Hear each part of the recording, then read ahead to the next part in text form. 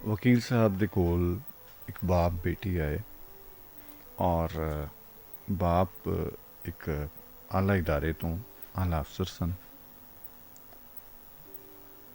उन्हें कहा जी मेरी बेटी का कुछ इस तरह मसाइल ने परेशान रहिंदी है तो मैं इन्हू पुछया कि क्यों तू एडा परेशान है इस तरह। तो ये कहती जी मैं शादी की हुई है लिहाजा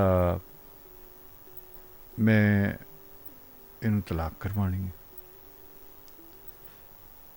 वकील साहब ने उस लड़की ने पूछा कि हाँ भाई बच्चे तू शादी की थी? जी मैंने शादी की है। तो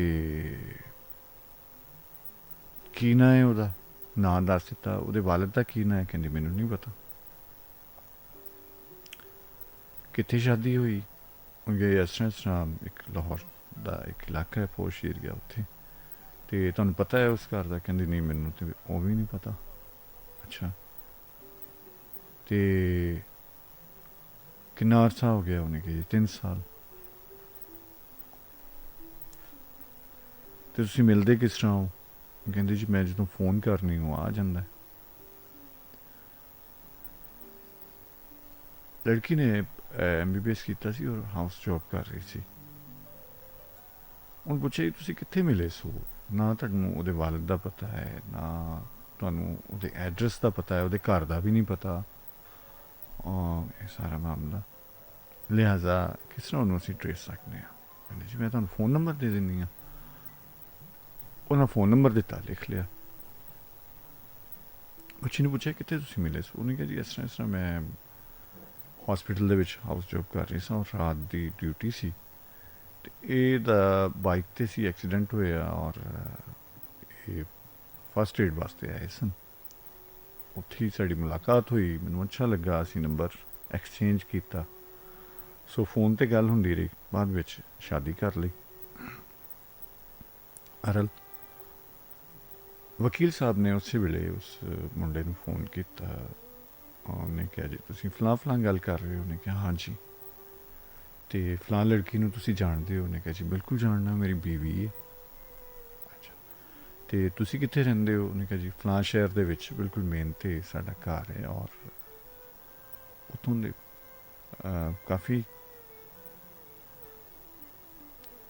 सुनदे गिणदे लोग सन और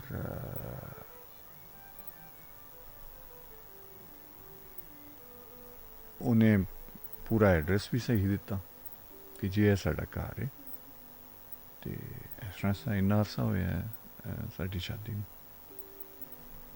वकील साहब दे उत्थे कोई जानने वाले सन तो उन्होंने फ़ोन किया कि जी इस नां दा लड़के दे वालिद दा उन्हें दसिया कि इस तरह कोई है। उन्हें कहा जी बिल्कुल है। तो वह नंबर मिल सकता? उन्होंने कहा जी मैं हुणे तुहानूं ट्रेस करके दे देना वह नंबर। उन्हें नंबर ट्रेस किया तो ਉਹਦੇ ਵਾਲਿਦ ਸਾਹਿਬ ਨਾਲ ਗੱਲ ਹੋਈ। ਉਹਦੇ ਵਾਲਿਦ ਸਾਹਿਬ ਐਡਵੋਕੇਟ ਸਨ। ਵਕੀਲ ਸਾਹਿਬ ਨੇ ਆਪਣਾ ਤਾਰਫ ਕਰਾਇਆ ਔਰ ਦੱਸਿਆ ਕਿ ਇਸ ਤਰ੍ਹਾਂ ਤੁਹਾਡੇ ਬੇਟੇ ਦਾ ਨਾਂ ਹੈ। ਉਹਨੇ ਕਿਹਾ ਜੀ ਬਿਲਕੁਲ। ਔਰ ਸਾਰੀ ਵਾਰਤਾ ਦੱਸੀ ਕਿ ਇਸ ਤਰ੍ਹਾਂ ਉਹਨਾਂ ਨੇ ਇੱਕ ਲੜਕੀ ਨਾਲ ਸ਼ਾਦੀ ਕੀਤੀ ਹੈ, ਲਿਹਾਜ਼ਾ ਉਹ ਚਾਹੁੰਦੇ ਨੇ ਕਿ ਅਸੀਂ ਤਲਾਕ ਲੈਣੀ ਹੈ। ਉਸ शख्स ने लड़के के वालिद ने कहा जी मैं बच्ची नूं वेख्या तो नहीं है लेकिन तुसी उस बच्ची के वालिद नूं कहो कि एक बारी आके साडा घर वेख लवे। अगर उन्होंने साडी हैसियत पसंद आवे, साडा स्टेटस, साडा रहन बहन, साडा घर बार, तो मैं वो जदों कहेगा मुंडे की बरात लैके आ जावांगा और उन्होंने असीं इज्जत नाल विआह के लै आवांगे। अगर वो इस गल ते ही बजिद ने कि असीं तलाक लेनी है तो वो भी तुसीं फ़ोन करना, वो उन्होंने घर पहुँच जाएगी।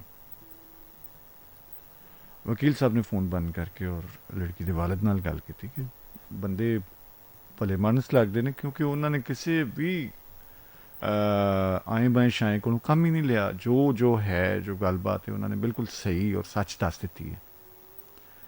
लिहाजा तुसीं उन्होंने घर जाओ और जाके वेखो। ਉਹ ਸਾਹਿਬ ਕਹਿੰਦੇ ਨਹੀਂ ਜੀ ਅਸੀਂ ਤੇ ਤਲਾਕ ਹੀ ਲੈਣੀ, ਅਸੀਂ ਗੈਰ ਬਰਾਦਰੀ ਵਿੱਚ ਤੇ ਅਸੀਂ ਨਹੀਂ ਵਿਆਹ ਕਰਦੇ। ਉਹਨੂੰ ਬੰਦਾ ਪੁੱਛੇ ਕਿ 3 ਸਾਲ ਤੋਂ ਉਹਨਾਂ ਦੀ ਸ਼ਾਦੀ ਚੱਲ ਰਹੀ ਹੈ, ਔਰ ਅਜੇ ਉਹ ਉਸ ਫਰਸੂਦਗੀ ਦੇ ਵਿੱਚ ਔਰ ਸਾਰੇ ਮਾਮਲਾਤ ਵਿੱਚ ਪਿਆ ਕਿ ਜੀ ਅਸੀਂ ਨਹੀਂ ਕਰਦੇ। ਵਕੀਲ ਸਾਹਿਬ ਨੇ ਪੂਰੀ ਕੋਸ਼ਿਸ਼ ਕੀਤੀ ਕਿ ਤੁਸੀਂ ਜਾਓ ਇੱਕ ਦਫਾ ਵੇਖੋ, ਲੇਕਿਨ ਉਹ ਬੰਦਾ ਨਹੀਂ ਗਿਆ। ਸੋ ਇਸ ਤਰ੍ਹਾਂ ਉਹ ਵਕੀਲ ਸਾਹਿਬ ਕਹਿੰਦੇ ਕਿ ਉਸ ਦਾ ਮੈਨੂੰ ਬਹੁਤ ਦੁੱਖ ਹੈ ਕਿ ਜਿਹੜੀ ਉਹ ਤਲਾਕ ਹੋਈ। ऐसे मसाइल, ऐसे मामलात भी होंगे।